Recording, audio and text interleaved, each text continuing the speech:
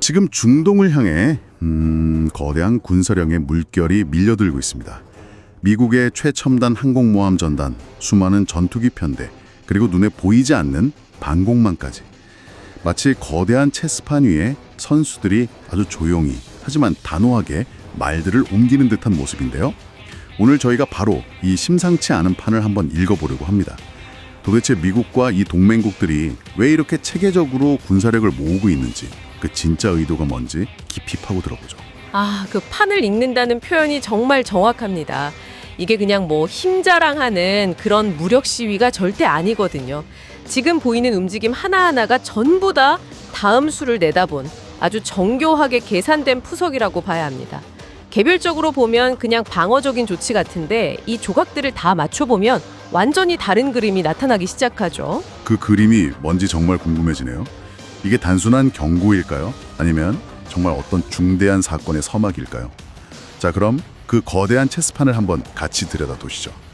역시 가장 먼저 눈에 띄는 건 미국의 움직임이겠죠? 그렇죠. 그리고 그 움직임이 굉장히 은밀해서 더 의미심장합니다. 지금 에이브라햄 링컨 항공모함이 이끄는 항모 전단이 중동으로 가고 있는데 얼마 전부터 위치 추적 장치를 꺼버렸어요. 말 그대로 지금 유령 함대가 된 겁니다. 위치를 일부러 숨긴다. 이건 그냥 항해하는 게 아니라 명백한 작전 중이라는 신호로 들리는데요. 사실 항공모함이라는 게 그냥 배 한 척이 아니잖아요.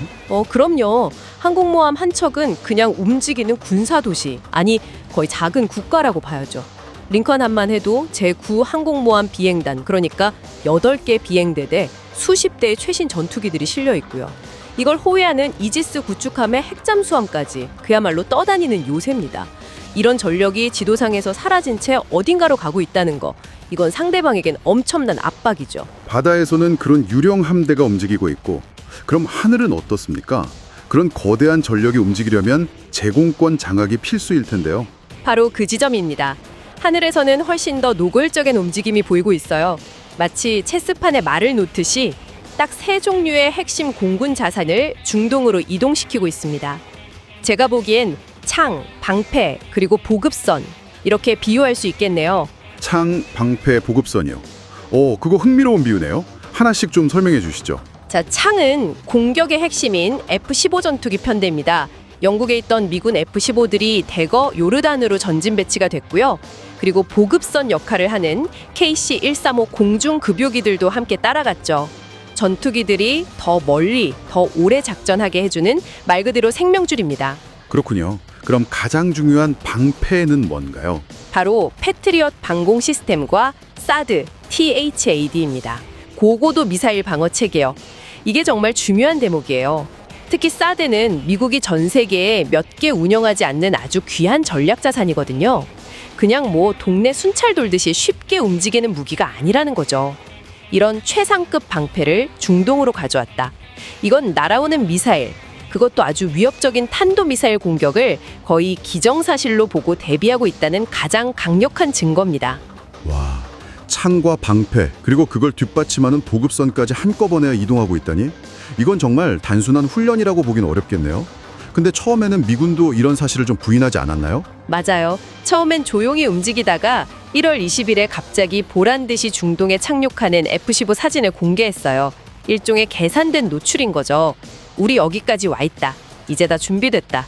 라는 그런 무언의 메시지를 던진 겁니다. 미국의 움직임만으로도 정말 수음이 막히는데 이게 미국 혼자만의 쇼가 아니라는 게 더 소름 돋는 부분입니다. 마치 약속이라도 한 듯이 유럽도 움직이기 시작했죠. 네, 판이 훨씬 더 커지고 있는 겁니다. 최근 영국 공군의 유럽파이터 타이푼 전투기하고 공중급유기가 카타르의 알 우데이드 공군기지로 이동했습니다. 알 우데이드 기기요. 여기가 그냥 평범한 공군기지가 아니지 않습니까? 전혀 아니죠. 알 우데이드는 중동 전체를 통틀어서 미군과 연합군 공중작전의 심장부입니다. 총사령부죠. 이 지역의 모든 공중작전이 여기서 지휘되거든요. 비유하자면 중동이라는 거대한 축구장의 감독 벤치 바로 옆에 영국이라는 핵심 선수를 추가로 앉혀놓은 겁니다. 이건 뭐 엄청난 상징적 의미가 있는 거죠. 영국뿐만이 아니라고요? 프랑스, 독일, 이탈리아의 수송기들도 중동으로 향하고 있다면서요. 전투기가 창이라면 수송기는 그 창을 계속 휘두를 수 있게 해주는 팔다리 같은 건데 말이죠. 정확한 비유입니다. 근데 여기서 더 흥미로운 건 독일과 프랑스의 태도예요. 이들은 자국 군용기의 움직임에 대해서 철저하게 침묵하고 있습니다. 공식적인 설명을 의도적으로 피하고 있어요. 그 침묵이 오히려 더 많은 걸 말해주는 것 같은데요. 만약 단순 훈련이라면 동맹과의 협력을 과시하기 위해서라도 더 홍보를 했을 텐데 말이죠. 바로 그겁니다. 이런 계산된 침묵은 보통 공개적으로 말할 수 없는 아주 민감한 군사적 선택지를 고려하고 있을 때 나타나는 전형적인 현상입니다. 우리는 유사시에 필요한 모든 걸 조용히 준비하고 있다. 이 침묵이야말로 가장 강력한 경고 메시지인 셈이죠. 이야기를 쭉 듣다 보니까 정말 섬뜩한 기시감이 드네요. 지금 벌어지고 있는 이 모든 상황이 과거의 어떤 시점과 놀랍도록 닮았다는 분석이 있더라고요. 우리가 이 똑같은 플레이북을 본 적이 있죠. 핵시설에 대한 대규모 공습 직전의 상황을 그대로 복사해서 붙여넣기 한 것 같습니다. 맞아요. 그때도 미군은 지금과 똑같은 패턴을 보였어요. 갑자기 항모전단을 중동으로 보내고 패트리엇과 사드 같은 방공망을 거미줄처럼 깔았죠. 공군 전력도 집결했고요. 그때도 공식적인 이유는 억제와 방어였습니다. 하지만 결과는 우리 모두가 알다시피 실제 군사 행동으로 이어졌습니다. 당시에도 많은 전문가들이 설마 했지만 결국 방아쇠는 당겨졌죠. 현재 전력 이동의 규모와 속도 그리고 유럽까지 가세한 걸 보면 그때보다 판이 더 커졌으면 커졌지 작지는 않습니다. 이런 군사적 압박과 함께 이스라엘의 발언 수위도 거의 최고조에 달하고 있어요. 네타냐후 총리가 이란은 이전에 본 적 없는 강력한 힘을 보게 될 것이라고 대놓고 말했죠. 심지어 이스라엘 고위 관료들은 이란 정권 교체만 가능하다면 대규모 공습 피해도 감수할 수 있다는 식의 발언까지 했고요. 이스라엘의 입장은 명확합니다. 이란의 위협을 이번 기회에 뿌리 뽑겠다는 거죠.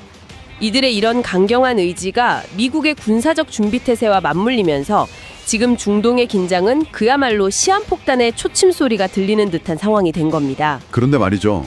겉으로 보기엔 모든 준비를 마치고 금방이라도 공격할 것 같은데 이스라엘이 내부적으로는 심각한 딜레마에 빠져 있다는 이야기도 들립니다. 이 모든 계획의 아킬레스건이라고 할까요?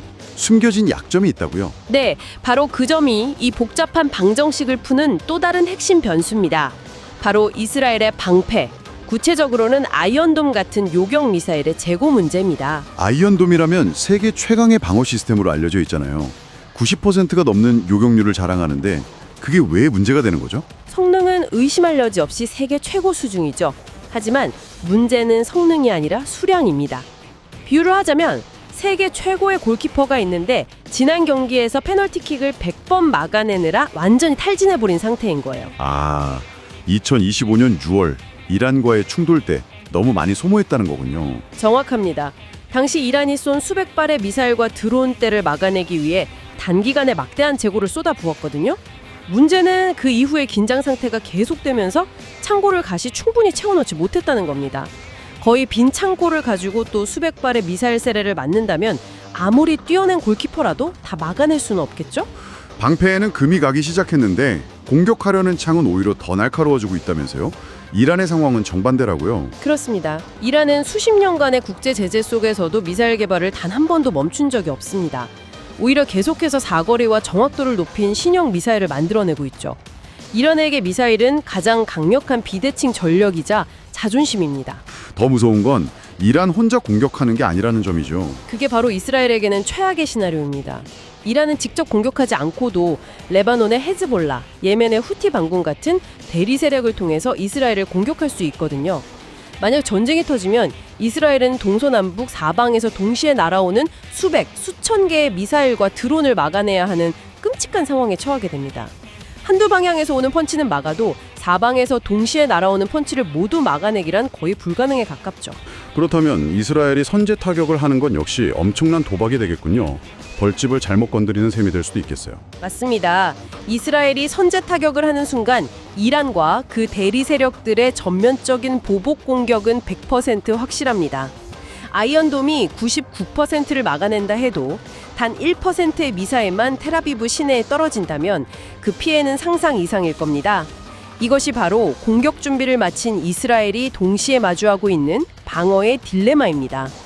공격을 하자니 보복이 두렵고 안 하자니 이란의 위협은 계속 커지는 그런 상황인 거죠. 자, 지금까지의 흐름을 한번 정리해 보겠습니다.